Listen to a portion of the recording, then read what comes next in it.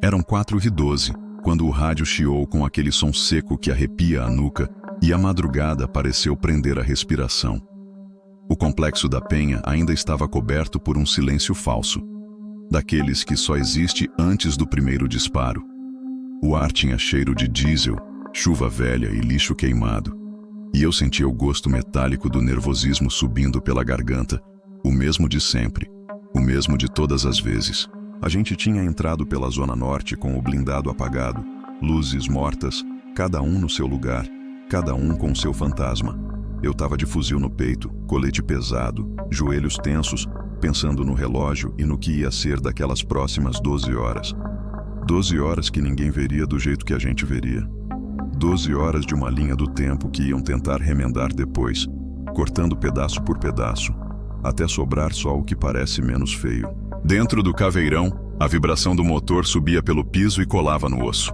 O tenente do meu lado passava o dedo no visor do tablet com a planta do morro, marcando viela, beco, laje, uma trilha de setas e pequenos riscos vermelhos.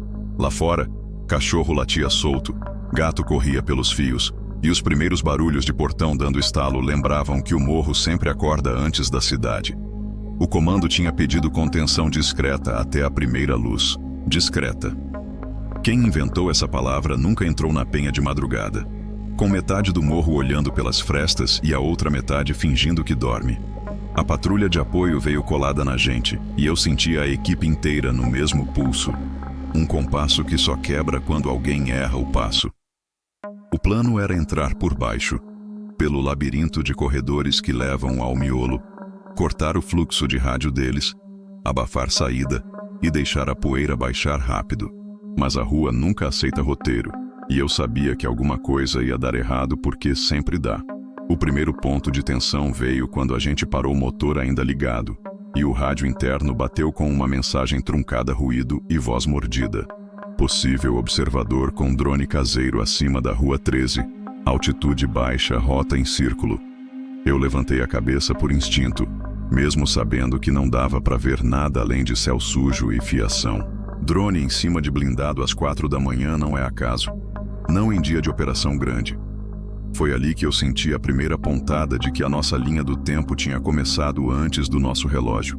Desembarcamos em silêncio, cada um absorvendo o frio do chão e o peso da mochila, a luva pegajosa do suor, o metal do carregador encaixando com aquele clique que sempre parece mais alto do que deveria. O cheiro de gordura de comida velha vinha de uma casa à esquerda, e alguém rezava num quarto ao fundo, voz baixa, ritmo de mantra.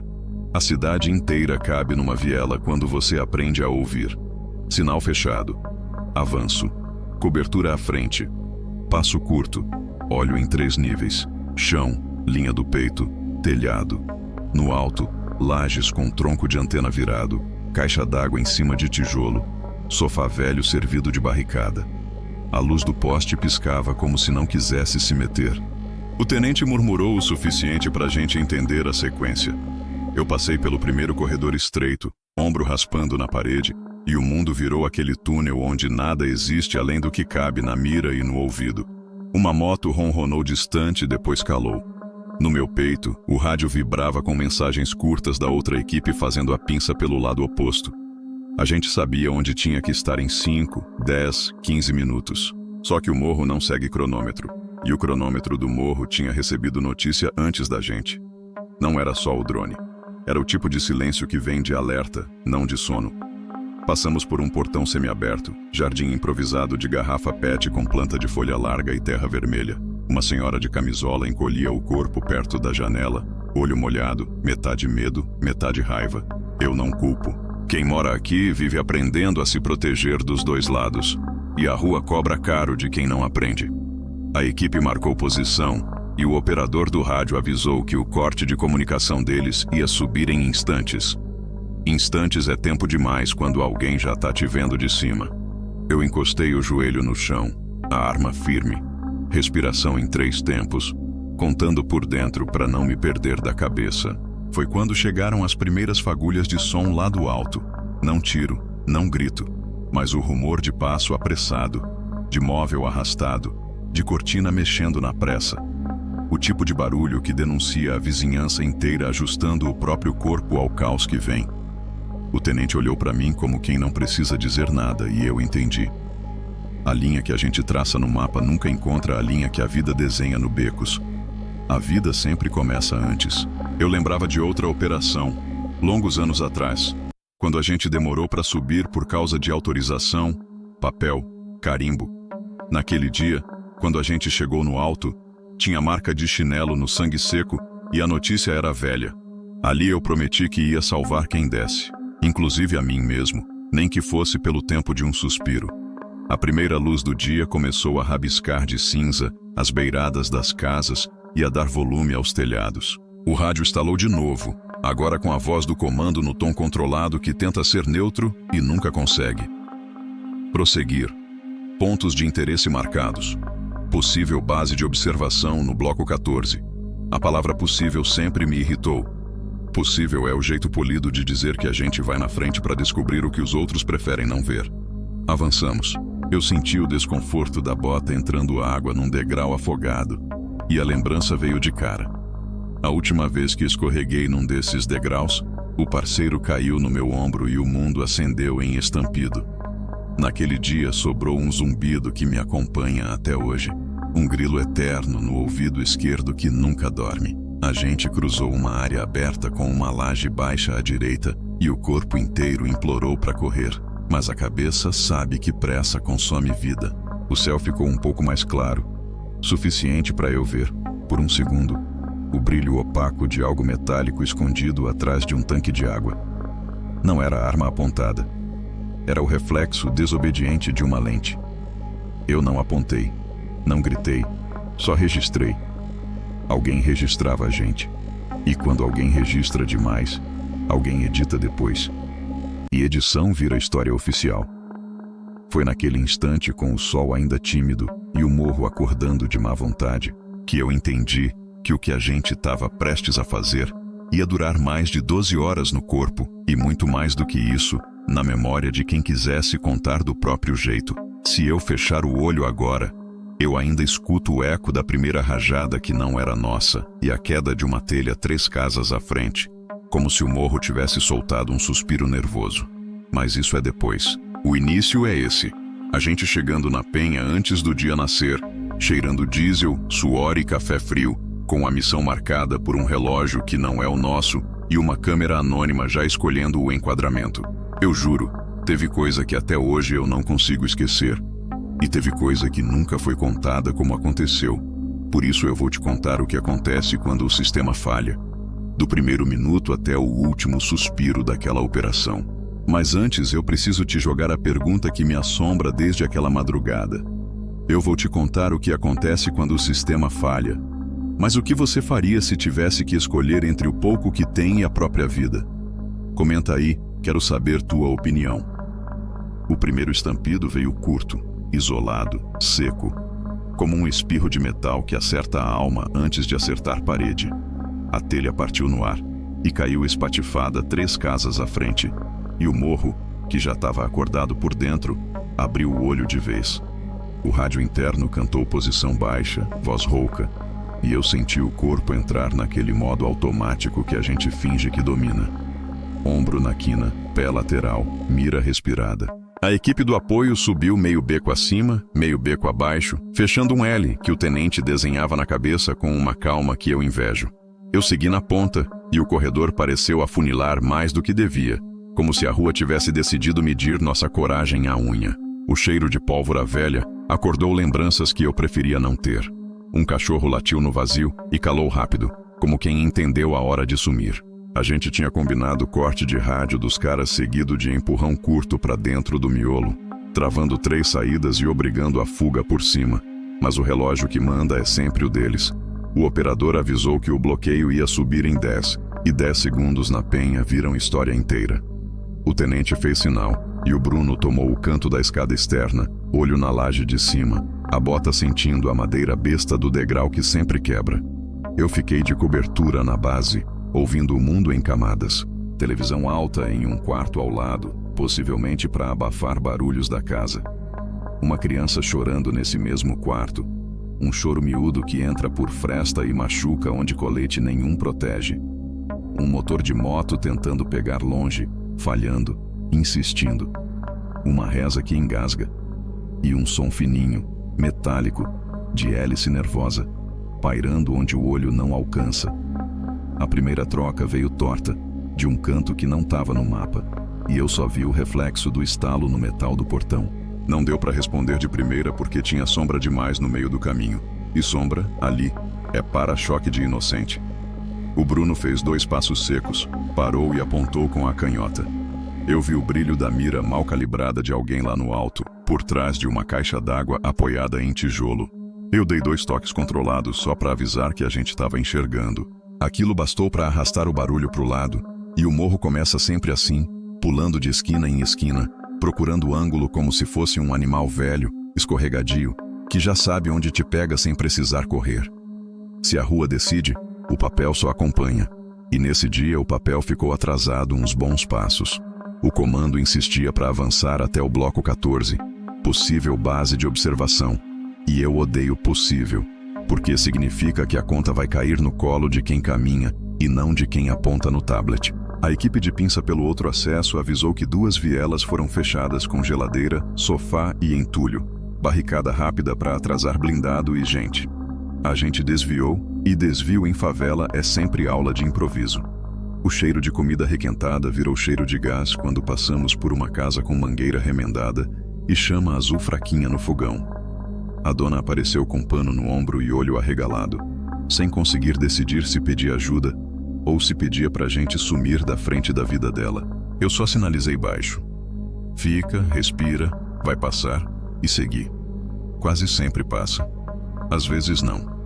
Quando o bloqueio de rádio dele subiu, deu pra sentir a hora que a conversa do outro lado ficou muda e virou sinal de mão e dedo nos lábios. É nesse silêncio que os fantasmas falam. O tenente mandou o Lucas fazer a curva por dentro de um corredor estreito, aquele de cimento grosso onde o ombro raspa e o metal do fuzil canta no granito. E eu fui pelo lado externo, segurando a coluna da casa vizinha. Foi ali que vi o primeiro menino grande com rádio de mão parado no meio do caminho. Não tinha arma aparente, tinha o rádio e o susto. Olho de quem sabe o que acontece quando erra o passo. Eu gritei, cai, cai, cai, e ele caiu. Eu passei por cima, suando frio, o coração seguindo adiante e o resto do corpo vindo depois. E prometi que ia lembrar da cara dele só para provar para mim mesmo que eu ainda sou gente. 3 becos à frente. A escada abria num patamar com 2 portas. Uma aberta, outra trancada com um cadeado torto. O Bruno estourou a trancada na bota. Seco, sem efeito especial. Só o barulho de ferro com ferro e a poeira que toma a garganta. Lá dentro, sala com sofá rasgado, TV velha ligada no mudo e no canto uma mesa de plástico com cabos, pilhas, carregadores de rádio, maços de dinheiro embolorados pela umidade e um caderno aberto com anotação de turno e sigla de rua. A gente fez foto de tudo, marcou latitude e vazou em 50 segundos. Ninguém segura a posição limpa no meio do furacão. O drone chiou de novo, mais perto, e eu senti a nuca formigar de um jeito que me lembra acidente de trânsito. O meio segundo em que você sabe que vai bater e não dá para frear. A linha do tempo da operação estava escorrendo pela mão e eu sentia aquela raiva mansa de quem vê o roteiro se desfazer enquanto a câmera em algum lugar grava só o trecho que interessa a quem assina a edição. A gente cruzou um terraço aberto, com 2 varais e roupa de criança balançando no vento feio de manhã chuvosa. Do lado, uma mulher segurava um bebê e olhava pra gente como quem entende que o mundo é mais complicado do que o que cabe nos comentários depois. Eu subi o joelho num balaústre quebrado e quase virei o pé, mas recuperei no reflexo do corpo que já decorou esse tipo de erro. O Bruno riu de canto porque é isso que ele faz quando quase morre, ele ri baixinho. Eu não. Eu marco a pele por dentro. O primeiro contato mais sério veio num corredor em S, daqueles que te obriga a passar em silhueta quando tem luz por trás.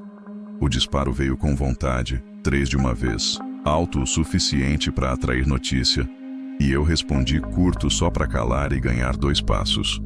O Lucas jogou granada de luz lá no fim, a janela acendeu e apagou, e a gente tomou o canto para travar. Não caiu ninguém, pelo menos não no nosso campo de visão.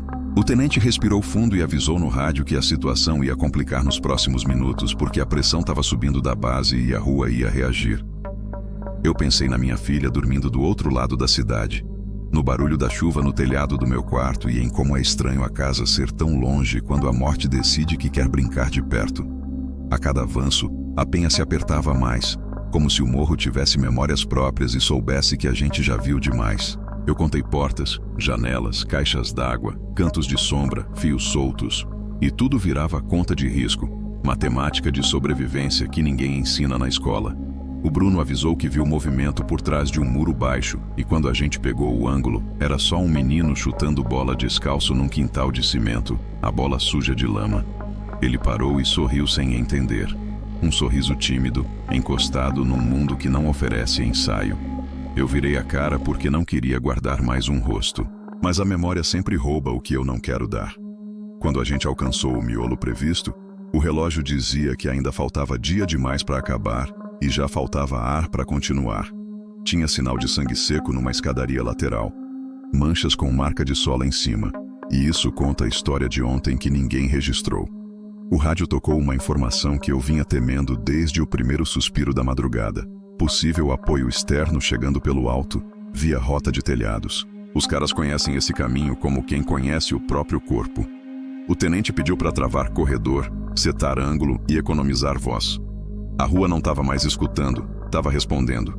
Quando a rua responde, você aprende a ouvir de outro jeito, tentando adivinhar o grito antes dele nascer. No meio do avanço, a gente caiu numa cozinha estreita que dava para um pátio coberto por telha de amianto. E ali eu vi duas coisas ao mesmo tempo. Um livro escolar aberto numa mesa com tarefa de multiplicação pela metade e, no canto, uma mochila preta pesada demais para escolar. O Lucas abriu, rápido, e encontrou 3 carregadores, 2 rádios e uma capa de colete. Eu fotografei, marquei, fechei. A dona da casa apareceu com a mão levantada e o choro já pronto, dizendo que aquilo não era dela, que tinham deixado ali de noite, que ela não tinha para onde ir. Eu acreditei porque eu conheço o peso do medo quando mora junto com você. Eu sinalizei pro tenente e ele fez sim com a cabeça. A gente não é juiz, a gente só carrega o que dá e larga o que não dá. Foi nessa hora que o drone desceu tanto que eu consegui ver a sombra dele correndo na parede como um inseto grande, teimoso.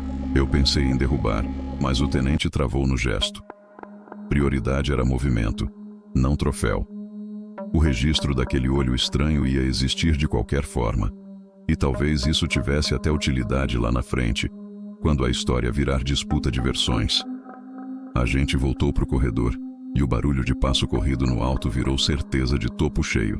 A pinça da outra equipe avisou que estava chegando no limite do gás, que as barricadas tinham mudado de lugar sem o blindado passar. E isso significa mão humana mexendo no tabuleiro enquanto a gente joga. O morro move peça quando a câmera vira para o outro lado. O tiro que pegou perto, no pilar da varanda, espalhou areia de cimento pelo meu rosto e queimou um pedaço da bochecha. Foi arranhão besta. Mas a lembrança do grilo no ouvido esquerdo acordou, e eu passei a escutar tudo mais alto por dentro. A gente travou 1 minuto. Só um. O suficiente para reorganizar o ar e o pensamento. O tenente puxou a gente para o lado oposto da saída óbvia, como quem troca a esquerda pela direita naquela dança de bar briga antiga. O Bruno cobriu alto, eu cobri baixo. E o Lucas, que costuma brincar com o perigo como quem brinca de bola, dessa vez ficou sério, porque até ele entendeu que tinha coisa demais olhando para nossa nuca. A cada passo, a sensação de que alguém narrava nossa vida em tempo real ficou mais forte. Eu me peguei falando por dentro com esse narrador invisível, pedindo para ele não cortar os pedaços que doem e não filmar só o que dá clique. Pedi para ele mostrar a reza da senhora no quarto, a tarefa de multiplicação pela metade, o choro engolido da mãe com a mochila que não era dela, o sorriso torto do menino do quintal e o arranhão besta que atiça um grilo antigo no meu ouvido. Pedi para ele mostrar o time pequeno tentando fazer certo dentro do possível, mesmo quando o possível é feio. Mas narrador que manda não costuma atender pedido de quem sangra no chão. Quando o sol decidiu finalmente atravessar as nuvens e bater de frente nas lajes, a penha ganhou cor de ressaca e o cansaço ficou mais pesado do que a placa de aço no meu peito. A gente estava a poucos metros do tal bloco 14 quando o rádio subiu com uma ordem que eu não gostei. Acelerar. Acelerar com civil acordado, com câmera voando e com corredor engarrafado é receita para erro escrever sentença. Eu respirei curto, mandei o medo sentar no banco de trás e fui. E foi nesse passo a mais, que eu vi dois vultos cruzando por trás de uma parede crua. E por um segundo, eu achei que eram dois.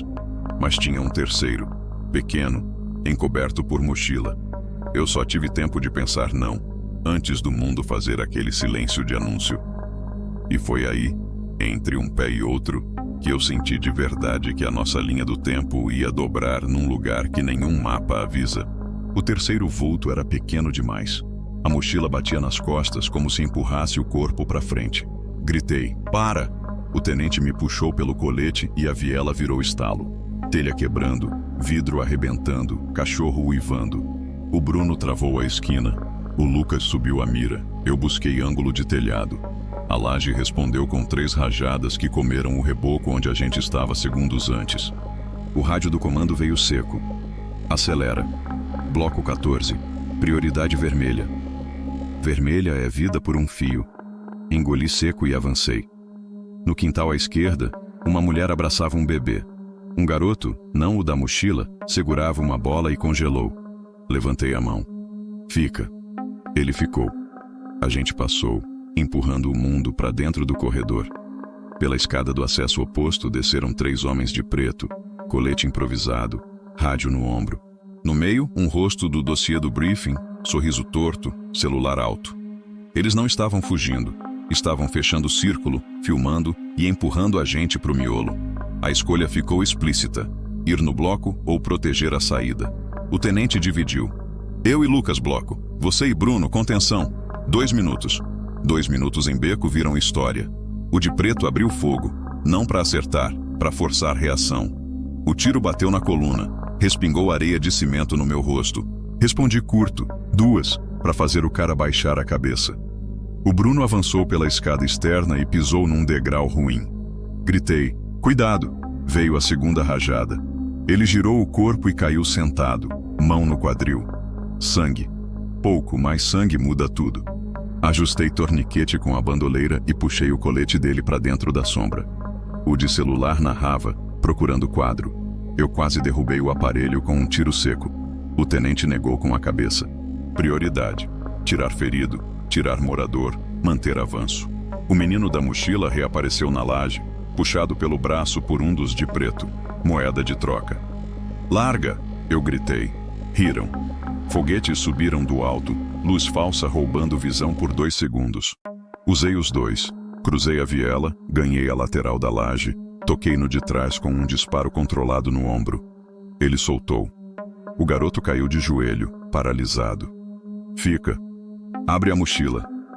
Os olhos dele diziam que não sabia se eu era risco ou salvo-conduto. Abriu. Caderno. Sanduíche embrulhado. Um rádio de mão barato. Um envelope com dinheiro contado. A rua paga criança para ser correio. Peguei o rádio. Guardei. Isso não é teu. Ele negou com a cabeça. É do meu tio. Então teu tio que busque no batalhão. O de celular tentou enquadrar arma, criança, eu. Baixei meio dedo à ponta da mira. Não o suficiente para virar alvo. O bastante para estragar a foto. Desce por ali e fica. Voltei pro corredor. O Bruno, mancando, insistiu. Tô firme. Mentira boa para seguir vivo. O tenente avisou pelo rádio. Bloco 14 com gente dentro, móvel na porta. Vamos. A fachada era ferro mal pintado. Grade baixa, janela alta, cheiro de mofo.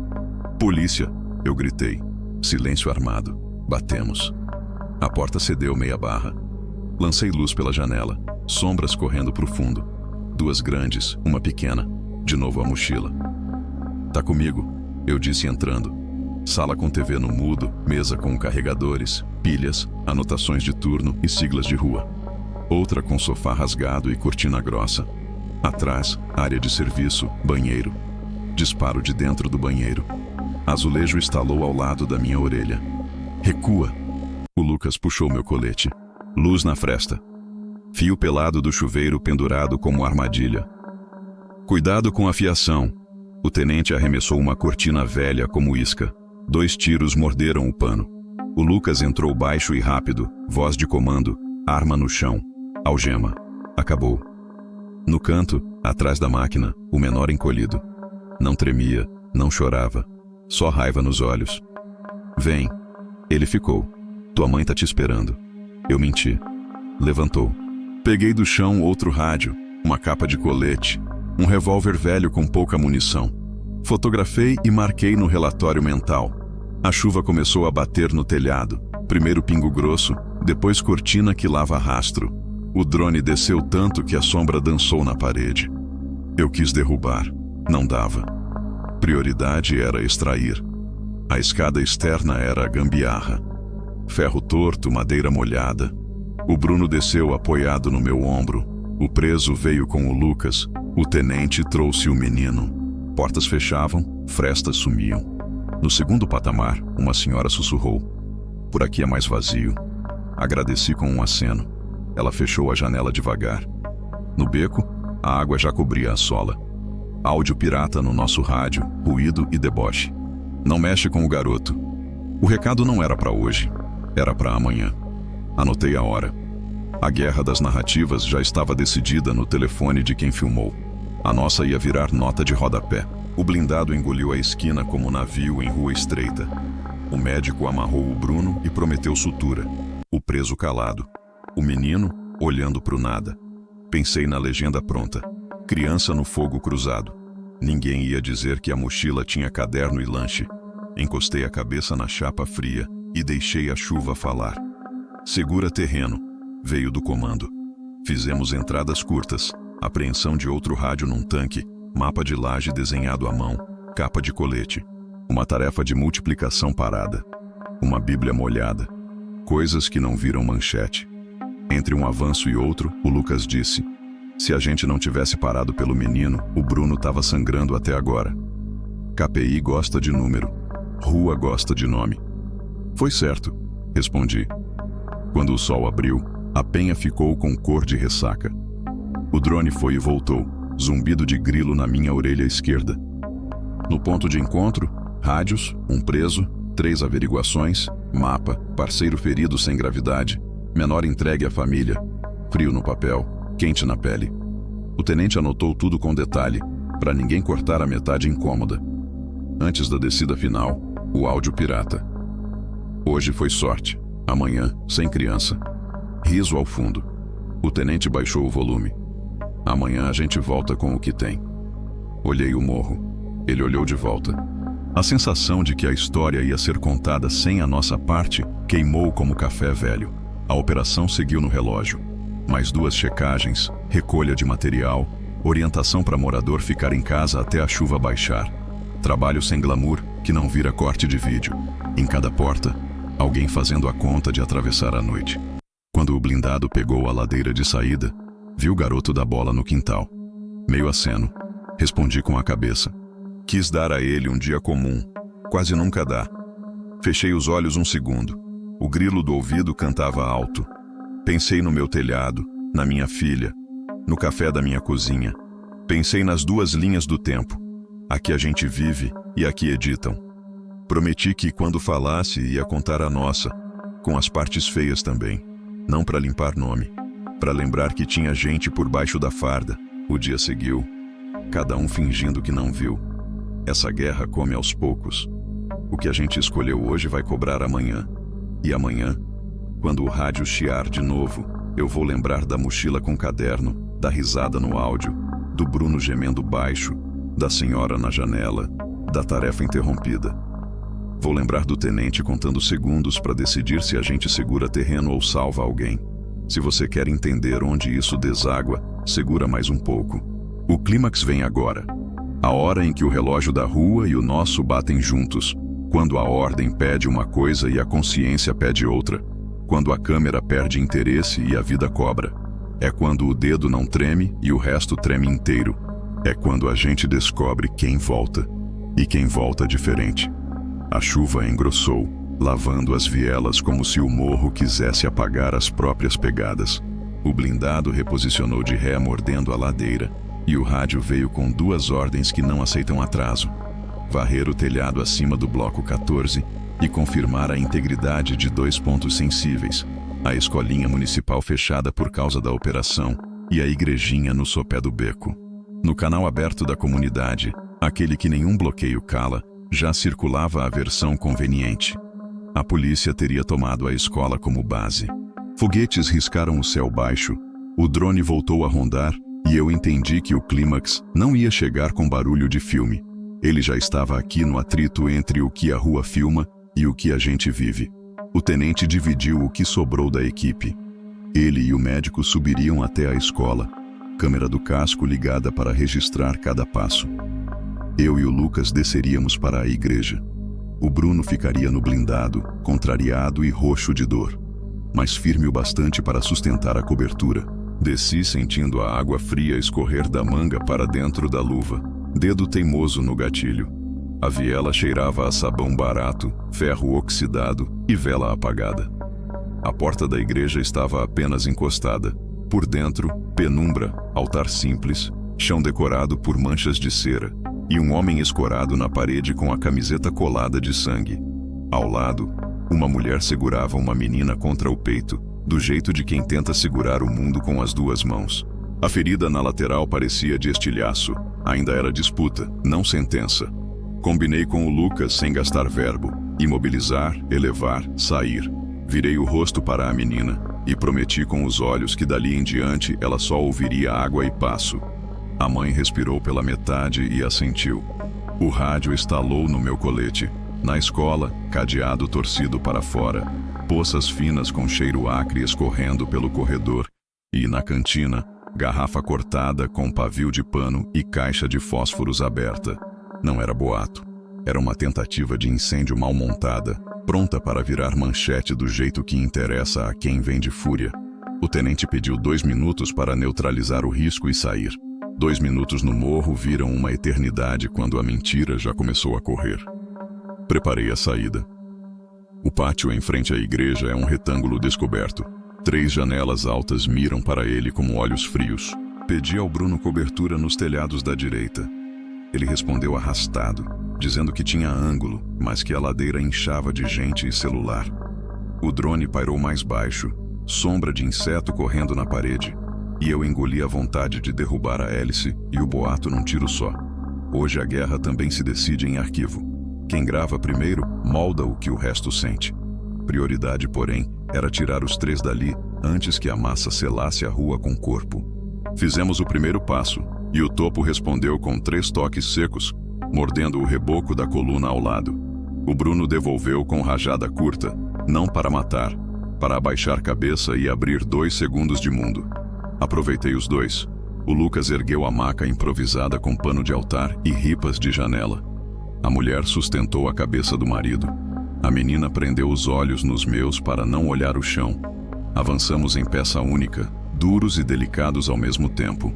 No meio do retângulo, uma mão anônima abriu um portão lateral e indicou um atalho por um quintal de cimento com varal de roupa de criança. Agradeci sem som. O cheiro de sabão tomou o lugar da pólvora e, por um instante, pensei que a cidade tinha lembrado que também sabe ser casa. O blindado roncava na esquina como bicho cansado. O médico puxou o ferido para dentro com a precisão de quem já viu vida voltar pelo fundo da íris. A mulher e a menina vieram logo atrás. Fiquei por último, segurando a borda da escotilha, quando um novo áudio pirata feriu o ouvido. A polícia teria usado a escola para emboscar morador. Era mentira com vocação de sentença. Falei alto, encostando a boca no casco para a câmera pegar. Escola vazia. Tentativa de incêndio desarmada. Ninguém ferido lá dentro retirando. Não era só para quem estacionou o ódio no vídeo. Era para minha cabeça no fim do dia, para eu saber que registrei a parte que eles costumam cortar. A escotilha fechou, e por um segundo, o barulho do mundo ficou do lado de fora. O tenente encostou a testa na chapa e me perguntou com o olhar se tinha valido a pena. Respondi que valeu, porque um homem não apagou numa sacristia fria e uma criança não aprendeu a palavra morte olhando para mim. O Bruno respirou fundo, dividido entre a frustração de não estar na ponta e o alívio de ainda estar inteiro. O médico falou em choque controlado e desenhou caminho rápido até o hospital. O comando ordenou retirada gradual, sem heroísmo, sem provocação. A gente cumpriu, casco à frente abrindo o tubo, palavra antes do aço, corpo só onde fosse inevitável. Descemos a ladeira como quem carrega um copo até a mesa sem deixar cair uma gota. A multidão já não era mar, era chuvarada hesitante. Alguns continuavam filmando, em busca de um quadro que confirmasse convicções. Outros só fechavam as janelas devagar, como quem ainda quer existir sem escolher lado. Procurei o garoto da bola no quintal e vi apenas a marca úmida da esfera na parede. Lembrei do menino da mochila com caderno e lanche, do recado no rádio que prometia a próxima ronda sem criança no caminho, da senhora que nos deu um atalho e depois se apagou atrás da cortina.